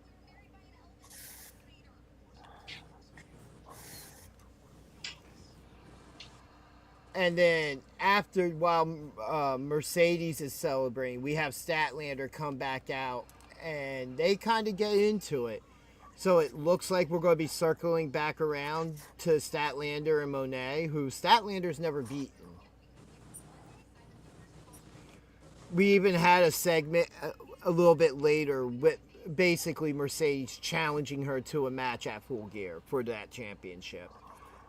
And then, funny enough, we have an interview with Toni Storm after losing her match. And then Mina comes, they kind of cry together, and it kind of seems like they might be set up as a tag team for the AEW Women's Tag Team Tournament, or whatever they decide to do, to crown champions. And I could see them winning those titles. Sure. Brodito retained against Okada and Takeshita, which also with Takeshita, if nobody saw this week, is the new IWGP World Heavyweight Champion. Yep. And for the AEW Championship, we had Adam Page retaining against Samoa Joe. But after a show of respect, the Ops hits the ring and have turned heel, attacking Adam Page. Okay. Yeah, I can see that. Prince Machange, welcome. I don't think I've seen you in the chat before, but I absolutely 100% agree with you. Welcome. I agree with Steven Chambers. It was surprising to see the Ops actually turn. Oh, yeah. Who will also be defending their titles this upcoming week against the Hurt Syndicate in trios action. Also coming up this week will be a unified championship match. Oh, and the brackets for the women's tag team championship tournament will be revealed on Dynamite. Nice. Come on, party girls. Yes, sir. Hey, greater than zero chance. We do read the comments. There just may be a short delay between when you type it and when we see it. But we do respond to chat. Okada Bandito. Yeah. There were like inklings of that during that match. Hurt Syndicate to win the trios titles. That was my first impression when I saw that match was happening. They lost the tag titles, right? Yeah, they That's right. Yeah, Brodito's the tag team champions. We just talked about they successfully defended them against Okada and Takeshita. Yeah. But the match I want to talk about now, the I Quit match between Darby Allin and Jon Moxley. We have had build-up over, the last year for these two, that over the past 3 or 4 months has just gradually gotten more violent, to the point that I talked about Molotov on this show. And the match itself, absolutely great. It was what you would have expected, the Death Riders to be involved, Darby Allin pretty much on his own. Until we get toward the end where after a spot with a fish tank and Jon Moxley literally trying to drown Darby Allin in the fish tank. Lights go out. Okay. Sting appears. He kind of starts to choke Moxley out with the bat. He throws Moxley into the corner. He breaks the fish tank. So now we have water all over the ring with broken glass. He throws the bat to Darby. Sting goes to leave.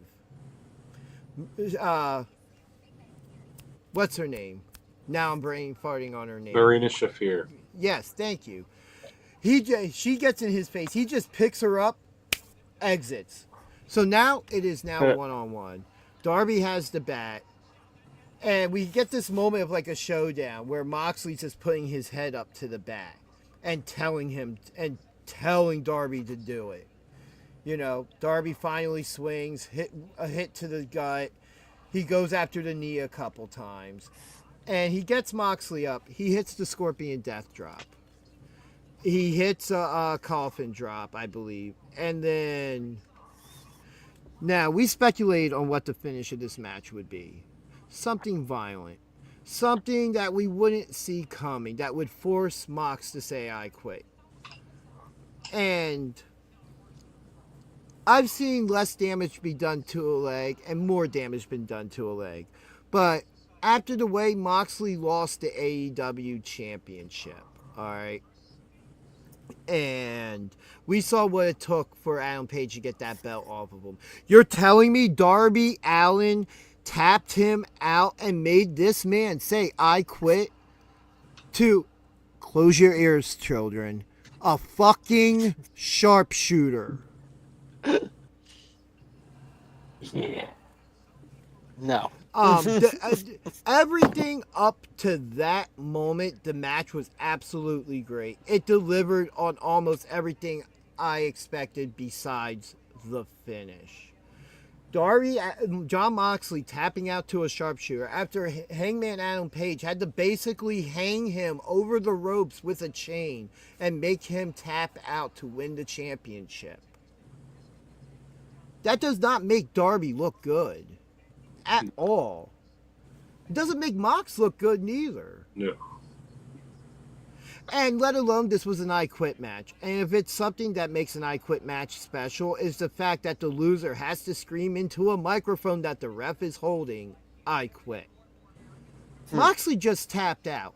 And I believe that we have all collectively seen I Quit matches where somebody's tapping out on the mat and it doesn't matter. You have to say, I quit. That's the point of an I Quit match. It's supposed to be embarrassing. You're supposed to tell the whole world that you just quit. The match absolutely fell flat with me for the ending. Of everything we saw, flamethrowers, Molotovs, Moxley literally being lit on fire. We saw these two this past week on Dynamite fighting basically in a prison visiting area. And this is what you give us for the end. Let's see, looking at the chat here. Please, they should, from Prince Machange in the chat, please, they should bark Darby Allin for the AEW World Champion. What do you think, guys? He's been too much on the... I think Darby Allin is being positioned to be the face of that company, but I don't think he's a believable world champion. I think he is. It's only a matter of time. It's in a short-term sense that he wins the title and maybe 90 days later drops it to somebody else. Yeah, but I don't see him being the person to get in the ring with his style and consistently do what... Like, you put him in the ring with Adam Page, I expect Adam Page to win, especially in a world title situation. Who do you see him beating for a world championship? It wasn't convincing that he just beat the former champion. So, like, it's a very... Because I see him as a deathmatch wrestler, and he's literally 3 different letters away from being that. Yeah, so he doesn't have a lot of, like, mat ability. Which is fine. That's fine. We've seen Jeff Hardy win the title with essentially the same style. It's just I don't see the fans react that way to Darby Allin as they did Jeff Hardy at that time. I don't know. He's over like that. But, so I'm going to say this. What if you put the Unified Championship on him or the TNT Championship? He's bigger than that. Is he, though? Yeah. He just beat Moxley. So did Adam Page. Yeah, that's why he's the champion. And who else can say that? Not many. All right, so let's look at it like this. Do you see Darby Allin defeating Hangman Adam Page? Certain situations, yeah, I could see it, but I don't think. Would you see him beating Samoa? Would you see him beating Samoa Joe? I could see that. And the next name is a person I can see him beating, but not in a world title situation. MJF. That would be an amazing match. I could see it happening. It's anyone just can beat anyone. I just don't think. I think he needs more work to be a believable world champion. His in-ring skill, like you said, he's more of a hardcore guy. But yeah, that's where he shines, and that's fine. But what are the majority of the title matches? No DQ, I Quit. Matches that are pretty much hardcore matches. You know what? I absolutely agree with this statement. Just because every time this man was supposed to be off for any amount of time, something happened that Jon Moxley had to still show up to work. That man does deserve a vacation. Yes, that sharpshooter ending was absolute trash. I expected Jon Moxley. Yeah, right. It's like the levels this feud went to, just for that flat of an ending. It's like, and AEW typically has a good track record with this stuff. Look at Swerve and Page, right? Oh yeah. Like some of these feuds that have gotten these endings that were rightfully so, and then we revisit it a little bit later, and we see things are resolved. Typically, they have the payoff for those stories. In this case, they didn't. And it's a big miss. It's a big letdown. It even seemed like watching it, there was a letdown with the crowd as well. Really? That puts Jon Moxley away? That's all anyone had to do for that year that he had the belt? It is my opinion. Most people do see him as a world champion. Yeah. It's just hard that when I think of people who are world champions, that Darby Allin's somebody who can win it. I just see it more along the lines of he's going to win it, and we're going to get fully behind him, like in a Kofi Kingston, Daniel Bryan type way, and have it ripped from us just as quick. Yeah, that's one way to go. Yeah. So that he has the recognition of being a former world champion. He just doesn't have the reign with it. Hey, Chef, you alive over there? Yeah, you all right, man? Yeah, I'm good. But yeah, overall, it was just one of those things that was really disappointing. So now, guys, let's talk about match of the week. Sure.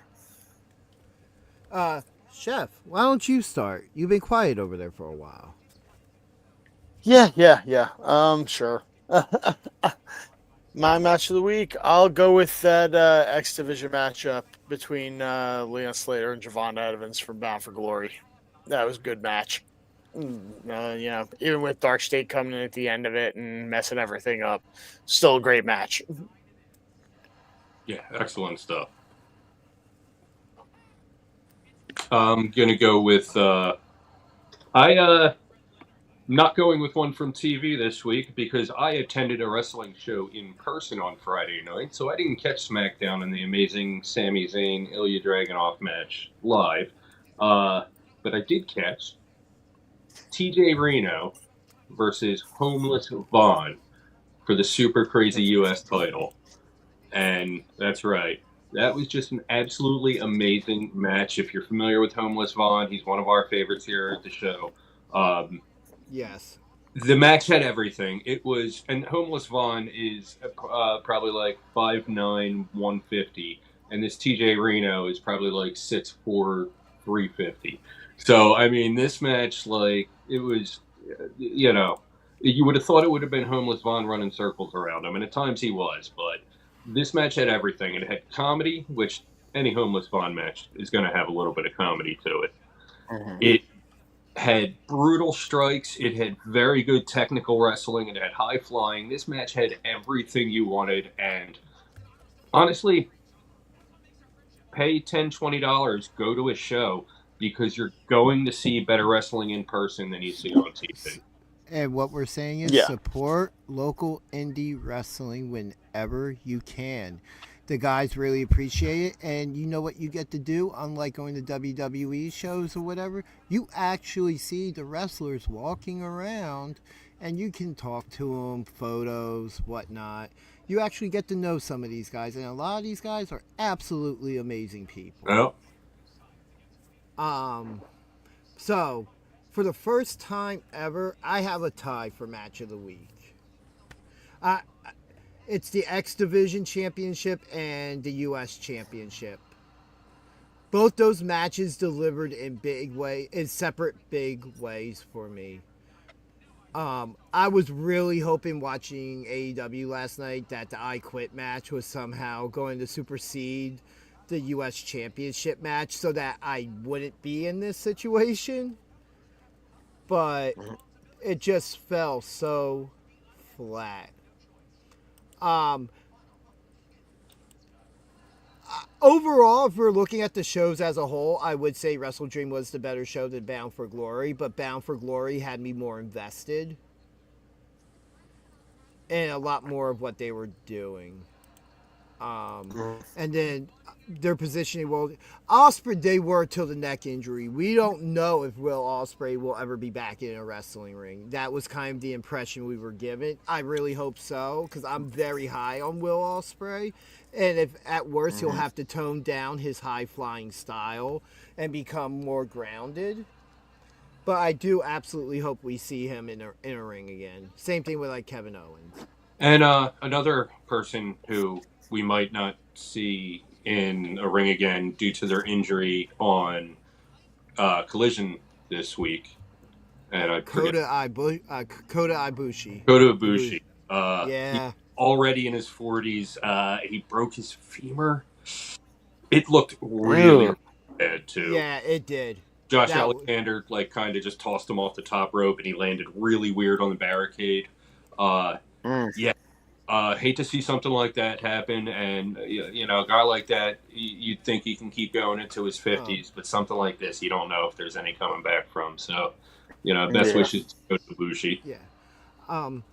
We're probably going to overrun a little bit this week because we still have a couple other things to talk about.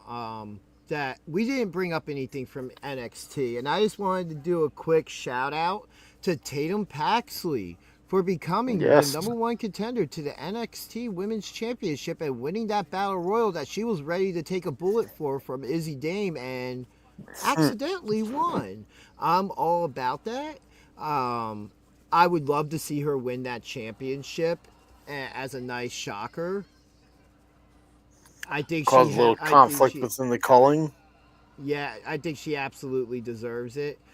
We also found out that the Hardys will have a rematch with Deep State this upcoming week. Dark State. Or Dark State, yeah. Ethan Page versus Dr. Wagner. A Day of the Dead match where anything goes. So we're going to see people probably in zombie costumes again, everybody. Be prepared to complain, because we all will, because it was stupid last time and it's going to be stupid this time. Well, zombies are harmless. I mean, Miz got completely swallowed by them, right? Well, Miz has no brains. Well, Morrison. Yeah, well. Hey, that's America's Moist Swan. Don't you talk bad about him. Johnny Drip Drip. So some other things to talk about this week coming up. This isn't the only time we will be live this week, as we will be doing a preview show for PWU Haunted, which takes place this upcoming Saturday, the 25th, from the Pro Wrestling Star Academy. We will be doing a preview show. We never know who could show up. There could be some special guests. Let's see here. Get some other graphics up here. We got the debut of the Zombie King.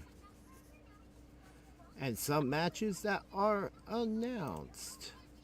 Pat Dynamite, who you have saw on our review show if you watched for our studio session, will be defending his Silver Skywalker Championship in a Halloween street fight against Declan Grant. This is definitely going to be a fun match to see. No, absolutely. Oh, yeah.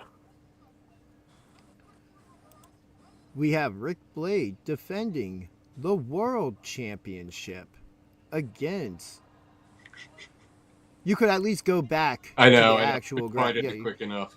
You botched that, man. You botched that hard. Oh, you go to catering.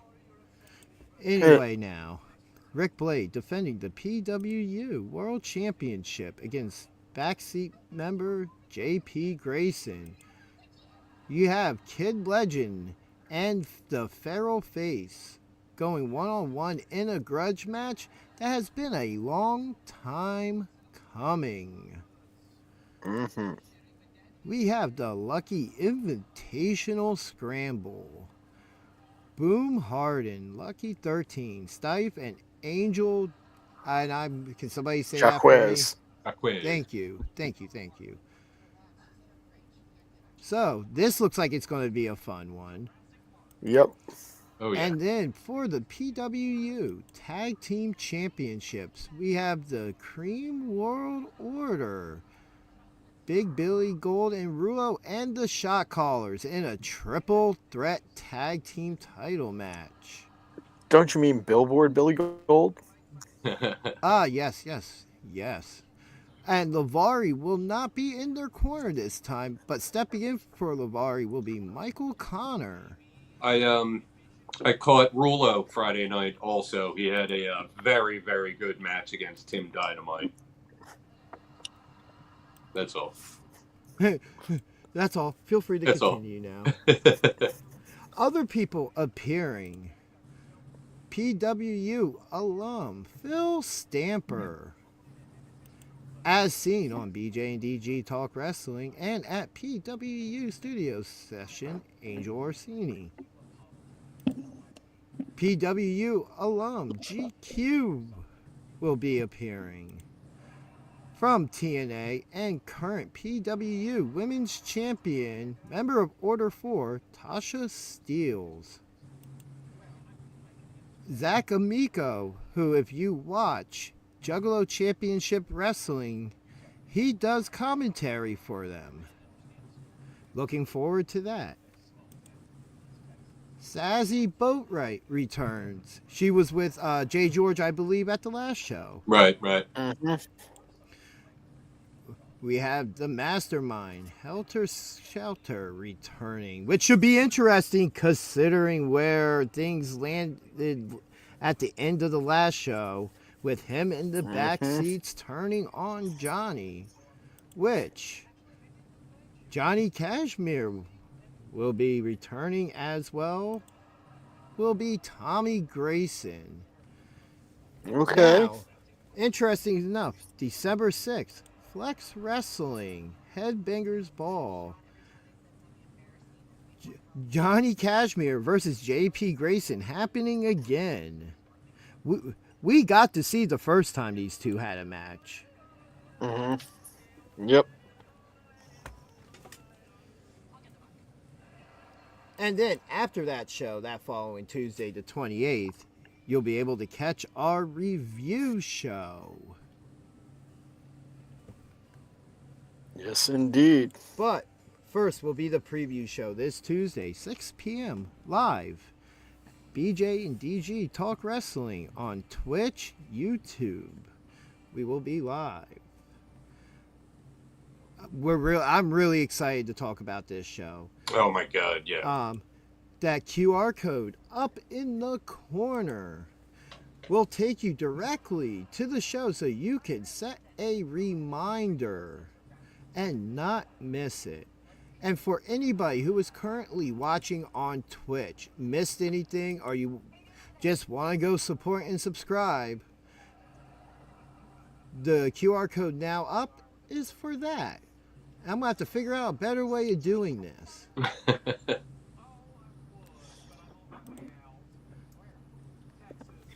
But yes,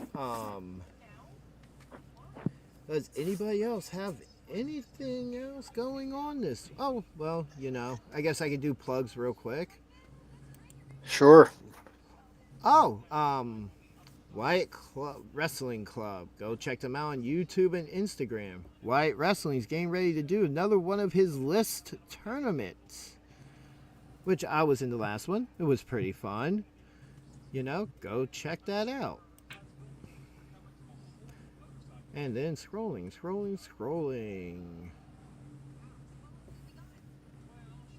Where is it? I can't find it. Absolutely. Oh, there it is. Bam.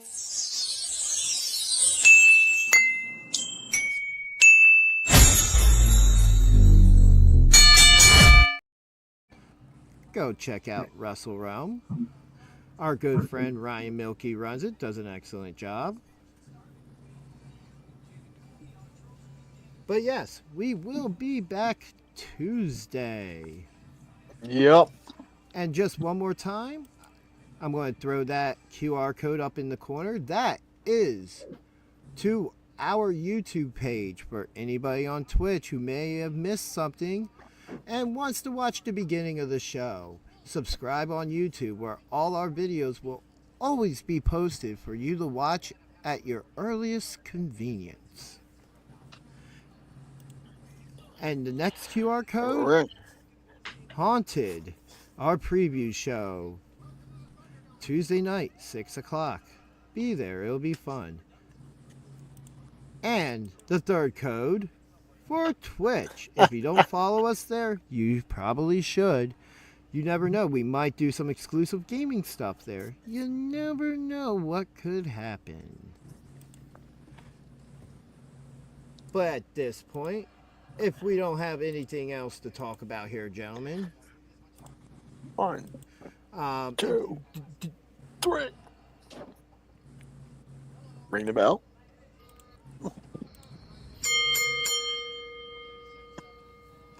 everybody, be good to each other.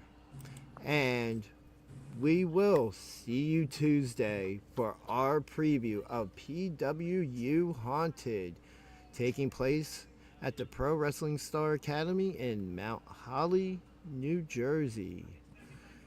Go to pwunplugged.com and get your tickets now. Use code GINGER and save yourself some money. Because, well, I've never been a promotional code before, and I think it would be really cool for you guys to use it and save yourself some money. I'm trying to help you out. But until next time, everybody, be good to each other. Don't forget to like and subscribe. And we will see you next week, or this Tuesday. Tuesday.